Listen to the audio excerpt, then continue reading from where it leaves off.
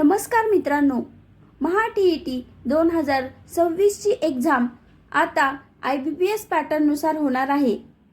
यामध्ये अध्यापनशास्त्र हा अत्यंत महत्त्वाचा भाग आहे।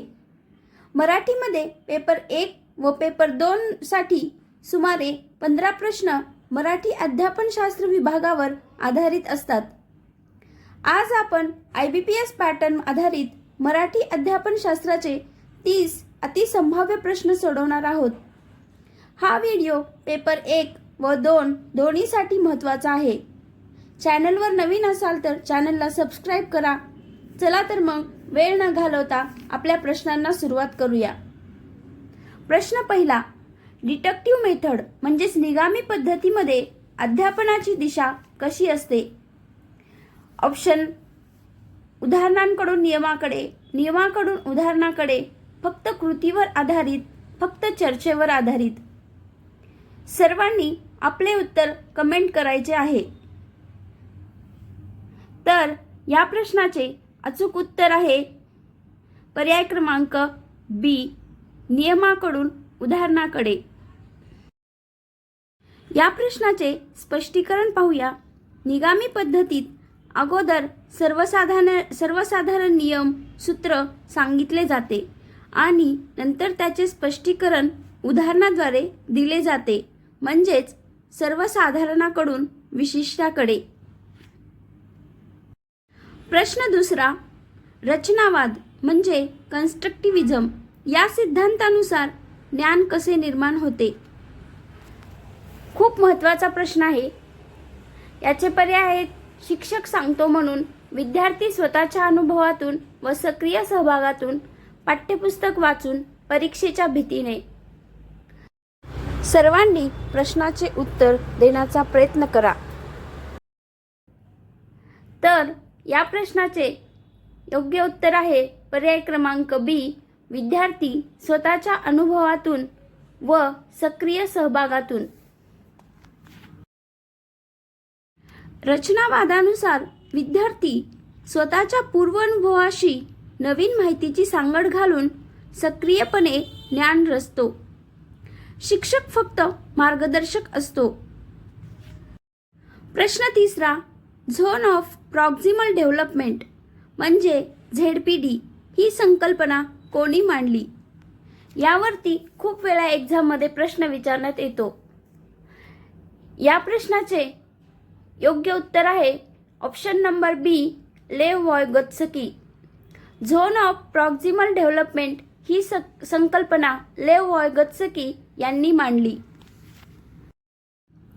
ZPD मध्ये विद्यार्थी स्वतः जे करू शकतो आणि प्रौढांच्या तज्ञांच्या मदतीने जे करू शकतो यामधील फरक म्हणजेच ZPD ही संकल्पना वायगॉत्स्की यांनी मांडलेली आहे। प्रश्न क्रमांक 4, जीन पियाजे यांच्या संज्ञानात्मक विकासाच्या अवस्थांची संख्या किती आहे? या प्रश्नाचे योग्य उत्तर आहे पर्याय क्रमांक सी, 4। जीन पियाजेच्या सिद्धांतात sensory motor, pre operational, concrete operational आणि फॉर्मर ऑपरेशनल अशा 4 अवस्था सांगितलेल्या आहेत। व्हिडिओ आवडत असेल तर लाईक, शेअर आणि सबस्क्राइब जरूर करा। तसेच सर्वांनी व्हिडिओ शेवटपर्यंत नक्की पहा। याचा आपल्याला एक्झाममध्ये खूप फायदा होणार आहे। प्रश्न क्रमांक 5, ब्लूमच्या वर्गीकरणात संज्ञानात्मक क्षेत्रातील सर्वात उच्च पातळी कोणती आहे?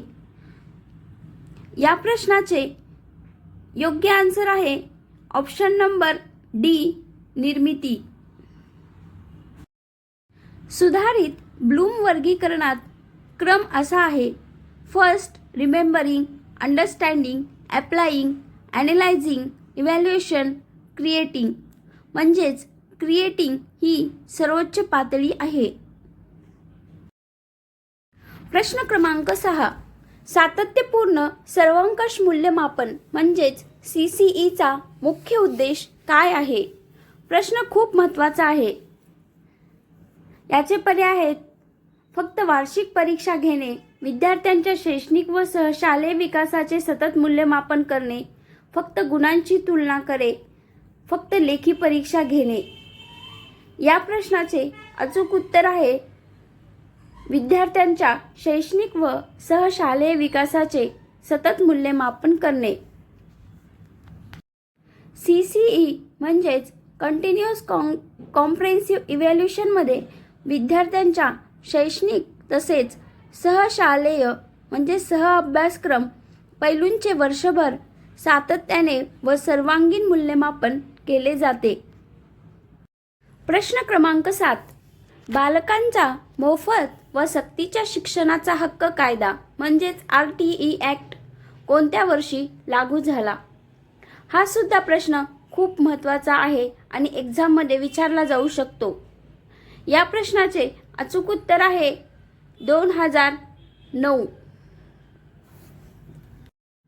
RTE ॲक्ट 2009 मध्ये संमत झाला व 1 एप्रिल 2010 पासून अंमलात आला. 6 ते 14 वयोगटातील मुलांना मोफत व सक्तीचे शिक्षण RTE ॲक्टनुसार दिले जाते. पुढील प्रश्न हॉवर्ड गार्डनर यांचा बहुविध बुद्धिमत्ता सिद्धांत किती प्रकारच्या बुद्धिमत्तेबद्दल सांगतो?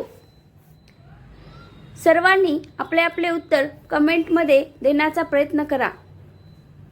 या प्रश्नाचे योग्य उत्तर आहे ऑप्शन नंबर C 7.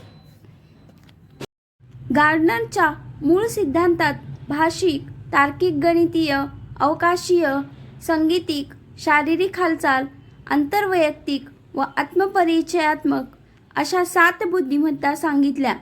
नंतर निसर्गवादी बुद्धिमत्ता जोडली गेली आहे. प्रश्न क्रमांक 9. रचनात्मक मूल्यमापन म्हणजे फॉर्मेटिव्ह असेसमेंट कधी केले जाते? या प्रश्नाचे अचूक उत्तर आहे ऑप्शन नंबर B अध्यापन अध्ययन प्रक्रियेदरम्यान सतत. रचनात्मक मूल्यमापन शिकण्याच्या प्रक्रियेत सतत केले जाते जेणेकरून विद्यार्थ्यांची प्रगती वेळीच समजून सुधारणा करता येते. प्रश्न क्रमांक 10. संकलित मूल्यमापन म्हणजे समेटिव्ह असेसमेंट याचे मुख्य वैशिष्ट्य काय आहे? या प्रश्नाचे उत्तर कमेंट करा.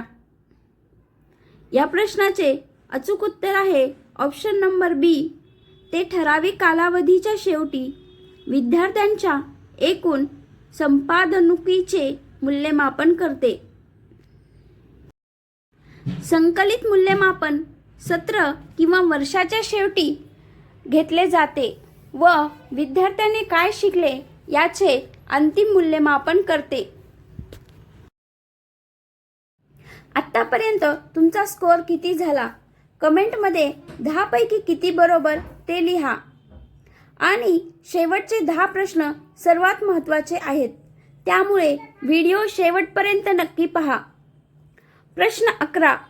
प्रकल्प पद्धती म्हणजेच प्रोजेक्ट मेथडचे जनक कोण मानले जातात? हा प्रश्न खूप वेळा एक्झाममध्ये विचारण्यात येतो. या प्रश्नाचे योग्य उत्तर आहे ऑप्शन नंबर B विल्यम किलपॅट्रिक. प्रकल्प पद्धतीची संकल्पना जॉन डुईच्या विचारांवर आधारित असली तरी ती पद्धतशीरपणे मांडण्याचे श्रेय विल्यम किलपॅट्रिक यांना दिले जाते. म्हणून प्रकल्प पद्धतीचे जनक विल्यम किलपॅट्रिक आहेत. प्रश्न क्रमांक 12. शोध पद्धतीमध्ये विद्यार्थ्यांची भूमिका कशी असते? हा प्रश्न सर्वांना आलाच पाहिजे. या प्रश्नाचे उत्तर आहे ऑप्शन नंबर B स्वतः शोध घेऊन ज्ञान प्राप्त करणारा, सक्रिय शिकणारा. शोध पद्धतीत विद्यार्थी स्वतः निरीक्षण, प्रयोग व विश्लेषणाद्वारे तत्वे, नियम शोधून काढतो. शिक्षक केवळ मार्गदर्शन करतो. प्रश्न क्रमांक 13. समस्या निराकरण पद्धती म्हणजेच प्रॉब्लेम सॉल्व्हिंग मेथडचा पहिला टप्पा कोणता असतो? निष्कर्ष काढणे, समस्येची जाणीव, ओळख करणे, उपाय अंमलात आणणे, पडताळणी करणे. यापैकी याचे उत्तर आहे ऑप्शन नंबर बी, समस्येची जाणीव, ओळख करणे. समस्या निराकरण पद्धतीत सर्वप्रथम समस्या स्पष्टपणे ओळखली, परिभाषित केली जाते. त्यानंतर माहिती संकलन, उपाय सुचवणे व पडताळणी केली जाते. पुढचा प्रश्न, बालक केंद्रित शिक्षण म्हणजेच चाइल्ड सेंटर एज्युकेशन या संकल्पनेत केंद्रस्थानी कोण असतो? दिलेल्या प्रश्नाचे अचूक उत्तर आहे ऑप्शन नंबर सी, विद्यार्थी किंवा बालक. बालक केंद्रित शिक्षणात बालकाच्या गरजा, आवडीनिवडी व क्षमतांनुसार अध्यापन नियोजन केले जाते. बालक हा केंद्रबिंदू असतो. पुढील प्रश्न, मचाण बांधणी म्हणजे स्कॅफोल्डिंग या संकल्पनेचा संबंध कोणत्या सिद्धांताशी आहे? प्रश्नांचे उत्तर येत असेल तर कमेंटमध्ये नक्की देण्याचा प्रयत्न करा. या प्रश्नाचे योग्य उत्तर आहे ऑप्शन नंबर ए, वायगोत्स्कीचा सामाजिक सांस्कृतिक सिद्धांत. हा प्रश्न खूपच महत्त्वाचा आहे. स्कॅफोल्डिंग म्हणजे विद्यार्थ्याला त्याच्या झेडपीडीमध्ये तात्पुरती मदत, आधार देणे, जो हळूहळू कमी केला जातो. ही संकल्पना वायगोत्स्कीच्या सिद्धांताशी जोडलेली आहे. प्रश्न क्रमांक 16, वैयक्तिक भिन्नता म्हणजे इंडिव्हिज्युअल डिफरन्सेस निर्माण होण्याचे मुख्य कारण कोणते मानले जाते? या प्रश्नाचे अचूक उत्तर आहे ऑप्शन नंबर सी, अनुवंशिकता आणि वातावरण या दोघांचा परस्पर संवाद. बालकांमधील शारीरिक, बौद्धिक व भावनिक भिन्नता ही अनुवंशिकता आणि सभोवतालचे वातावरण या दोघांच्या परस्पर संवादातून निर्माण होते. पुढील प्रश्न, डिस्लेक्सिया हा शिकण्याशी संबंधित अपसामान्यता प्रकार प्रामुख्याने कशाशी संबंधित आहे? या प्रश्नाचे अचूक उत्तर आहे ऑप्शन नंबर बी, वाचन कौशल्याशी. डिस्लेक्सिया ही एक अध्ययन अक्षमता असून यात बालकाला अक्षरे, शब्द ओळखणे व वाचणे यात अडचण येते. यावर आधारित म्हणजेच अध्ययन अक्षमता यावर आधारित आपण एक व्हिडिओ बनवलेला आहे, तो सुद्धा सर्वांनी पाहून घ्या. पुढील प्रश्न, डिस्कॅल्क्युलिया हा शब्द कशाशी संबंधित अडचण दर्शवतो? तर याचे उत्तर आहे ऑप्शन नंबर सी, गणितीय संकल्पना समजणे. डिस्कॅल्क्युलिया ही अध्ययन अक्षमता असून यात बालकाला संख्या, आकडेमोड व गणितीय संकल्पना समजण्यास अडचण येते. कॅल्क्युलिया म्हणजे डिस्कॅल्क्युलिया म्हटले की कॅल्क्युलेशन लक्षात ठेवायचे आणि कॅल्क्युलेशन हे गणिताशी संबंधित असते. प्रश्न क्रमांक 19, डिस्ग्राफिया या अध्ययन अक्षमतेचा संबंध प्रामुख्याने कशाशी असतो? तर याचे उत्तर आहे ऑप्शन नंबर ए, हस्ताक्षर व लेखन कौशल्याशी. डिस्ग्राफियामुळे बालकाला सुवाच्य व सुसंगत लेखन करण्यास अडचण येते. डिस्ग्राफिया म्हटले की ग्राफ आणि ग्राफवर आपण लिहितो, हे लक्षात ठेवायचे. प्रश्न क्रमांक 20, प्रज्ञावंत बालके म्हणजे गिफ्टेड चिल्ड्रन यांच्याबाबत खालीलपैकी कोणते विधान योग्य आहे? याचे उत्तर आहे ऑप्शन नंबर बी, त्यांची क्षमता वयाच्या तुलनेत सरासरीपेक्षा लक्षणीय जास्त असते. प्रज्ञावंत बालके एका किंवा अधिक क्षेत्रात बौद्धिक, सर्जनशील इत्यादी समवयस्कांपेक्षा उल्लेखनीय जास्त क्षमता दाखवतात व त्यांना समृद्ध म्हणजे एनरिचमेंट अध्यापनाची गरज असते. पुढील 10 प्रश्न हे परीक्षेत सर्वात जास्त येण्याची शक्यता असलेले आहेत, त्यामुळे व्हिडिओ स्किप करू नका. सर्वसमावेशक शिक्षण म्हणजे इन्क्लुझिव्ह एज्युकेशन याचा मुख्य गाभा काय आहे? दिलेल्या प्रश्नाचे योग्य उत्तर आहे ऑप्शन नंबर बी, सर्व विद्यार्थ्यांना त्यांच्या भिन्नतेसह एकाच वर्गात समान संधी देणे. सर्वसमावेशक शिक्षणात दिव्यांग व सामान्य विद्यार्थी एकत्र शिकतात व प्रत्येकाच्या गरजेनुसार अध्यापन पद्धती अनुकूल केली जाते. पुढील प्रश्न, सामाजिकरण या प्रक्रियेत बालकाच्या विकासावर सर्वाधिक प्रभाव कोणाचा असतो असे मानले जाते? सामाजिकरण म्हणजेच सोशलायझेशन. तर याचे उत्तर आहे ऑप्शन नंबर बी, कुटुंब, शाळा व समवयस्क गट. बालकाचे सामाजिकरण कुटुंब, शाळा, समवयस्क गट व सभोवतालचा समाज यांच्या एकत्रित प्रभावातून घडते. प्रश्न क्रमांक 23, आंतरिक प्रेरणा म्हणजे इंट्रिन्सिक मोटिवेशन म्हणजे काय? दिलेल्या प्रश्नाचे अचूक उत्तर आहे ऑप्शन नंबर बी, स्वतःच्या आवडीने व आंतरिक समाधानासाठी केलेली कृती. आंतरिक प्रेरणेत व्यक्ती बाह्य बक्षीस किंवा शिक्षेऐवजी स्वतःच्या आवडीमुळे व समाधानासाठी कृती करते. ही दीर्घकालीन शिकण्यासाठी अधिक परिणामकारक मानली जाते. पुढील प्रश्न, भाषा संपादन म्हणजे लँग्वेज ॲक्विजिशन याबाबत नोम चॉमस्की यांचा सिद्धांत कशावर आधारित आहे? याचे योग्य उत्तर आहे ऑप्शन नंबर ए, बालकांमध्ये जन्मजात भाषा संपादन क्षमता असते. चॉमस्कीच्या मते बालकांमध्ये जन्मतःच लँग्वेज ॲक्विजिशन डिव्हाइस म्हणजेच लॅड असते, ज्यामुळे ते कोणत्याही भाषेचे व्याकरण नैसर्गिकरित्या आत्मसात करू शकतात. प्रश्न क्रमांक 25, राष्ट्रीय शैक्षणिक धोरण NEP 2020 नुसार शालेय शिक्षणाची नवीन रचना कोणती आहे?